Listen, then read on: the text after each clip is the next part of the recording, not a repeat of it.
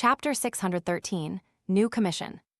A few days later, Lumion lounged on a recliner on the suite's balcony, soaking in the sea breeze, reveling in the sunlight, and sipping an undiluted Manzin.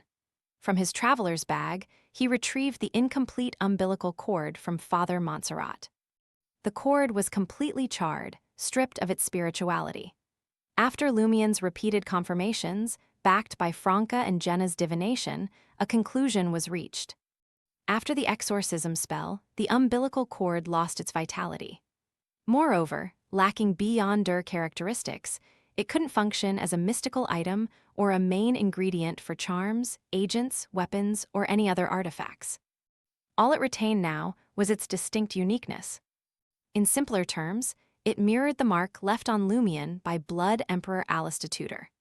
Devoid of power and incapable of emitting the fearsome aura of the Great Mother's Child of God, Lumion couldn't wield it to intimidate and temporarily intimidate a specific target. Lumion surmised that it could only play a role in two scenarios. Firstly, it could act as a casting ingredient, enabling specific spells to wield power beyond ordinary standards or aiding warlocks in utilizing special spells beyond their usual repertoire. Secondly, it could serve as a supplementary ingredient incorporated during the crafting of mystical items, charms, agents, or beyonder weapons, imparting unique effects to the final product. Naturally, Lumion also believed that such an umbilical cord fragment could prove valuable in the presence of the Great Mothers bestowed. For instance, even without provocation, he could provoke intense animosity from those individuals. Regrettably, witches share similarities with pyromaniacs. They are restricted to utilizing various black magic bestowed by potions, unable to delve into spell study and master new incantations like warlocks. Among these black magics, only one, the Bloodline Curse, can be paired with an umbilical cord as a casting ingredient. However, the invisible Child of God has yet to manifest in the real world, rendering the curse ineffective against him. Cursing the Great Mother is also off the table, as Franca and Jenna might find themselves with giving birth right there and then. Yes, at the next meeting at the Curly-Haired Baboons Research Society or any other mysticism gathering, I could aim to acquire a mystical item tied to a warlock sequence, then amass potent spells that employ umbilical cords or high-level items as casting ingredients. Isn't this creating several complications? In Auror's terms, it's akin to raising a sheep for a plate of coarse salt, nurturing it only to be eventually slaughtered and roasted. I've not needed to seek out an artisan for crafting mystical items lately, and the absence of primary ingredients complicates matters. Alternatively, should I transform it into a beyonder weapon with limited use? This isn't ideal. There's a contamination risk if an insufficiently skilled artisan incorporates it as a supplementary ingredient. It's not worthwhile enlisting the help of a high-level artisan for what seems like a practically useless item. What about fashioning charms and agents myself? Lumion scrutinized the charred short umbilical cord for an extended period, grappling with indecision. Eventually, he returned it to his traveler's bag. Then, Lumion reached into his pocket, where a finger from Mr. K sat. In the past 2 days, he had undertaken a special return to Trier to brief Mr. K about Father Montserrat and the invisible Child of God. He received unreserved approval and praise from Mr. K. The enthusiasm and fervor led Lumion to suspect that Mr. K might, in the next moment, sever his own arm and offer it to him.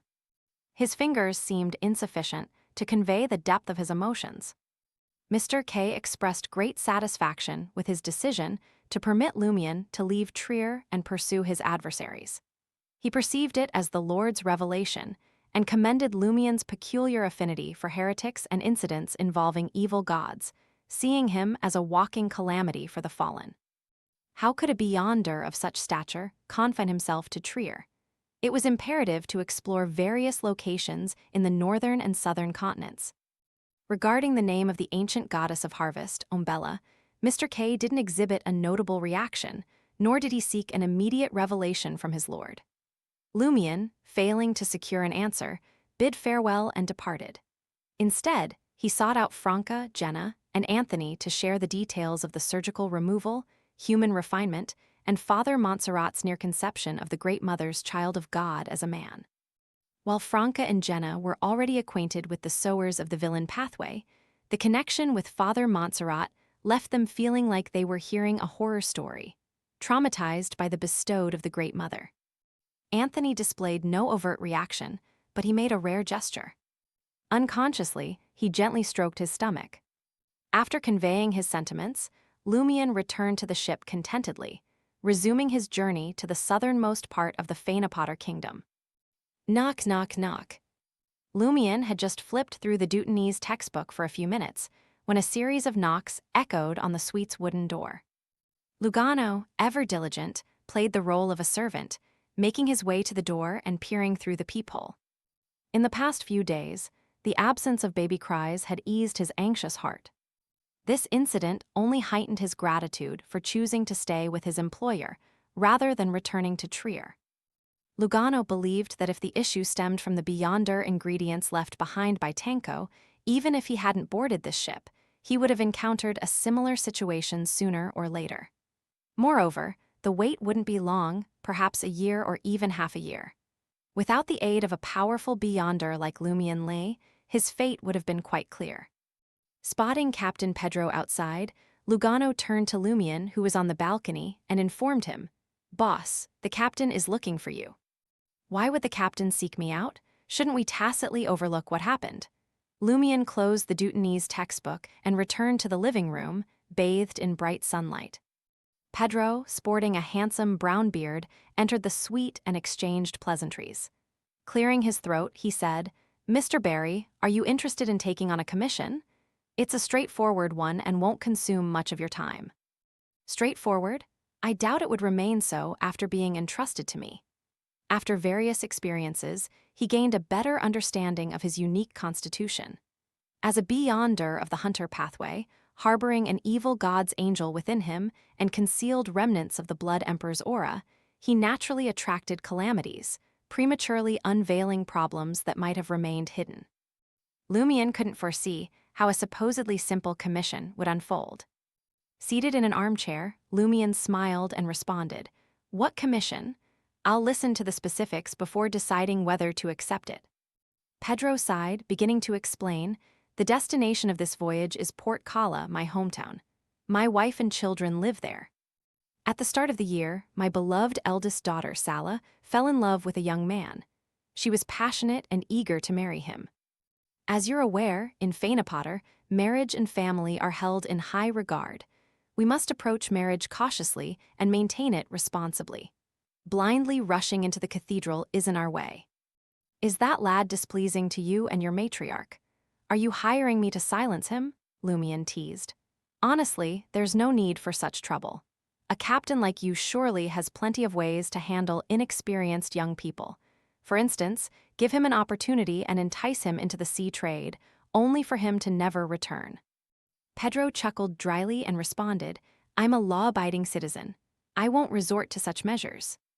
A seafaring captain with Beyonder abilities is a law-abiding citizen? Spare me the humor," Lumion criticized, smiling at Pedro, prompting him to continue. "I probed the young man and sensed something amiss. I hired adventurers to investigate him, but the two adventurers never returned," Pedro explained earnestly. "This raised my alarm.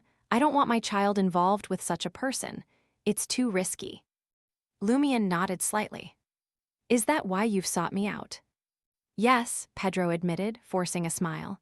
"To you, this may seem trivial, but it's of utmost importance to me. I'm willing to pay 20,000 gold risat as compensation. All spoils are yours." 20,000 gold risat. Being a captain seems quite lucrative. Lumion pondered for a moment and asked, "Are you a Beyonder of the Planter or Apothecary pathway? Are there any Beyonders from these two pathways in your family?" "What kind of question is that?" Pedro was taken aback. "No." "Why haven't you sought help from the church?" Lumion inquired, posing a second question. Pedro's expression darkened. After a brief silence, he sighed and replied, as expected of an experienced adventurer, "I didn't approach the church because something is off with my daughter, Sala. Her infatuation with that young man is too intense, and she rejects reason. It's as if she's possessed by a demon. Seeking the church could resolve the issue, but it might also lead to a negative encounter and outcome for Sala. Lumion nodded thoughtfully. Do you suspect that Sala has been influenced or even possessed by an unknown entity?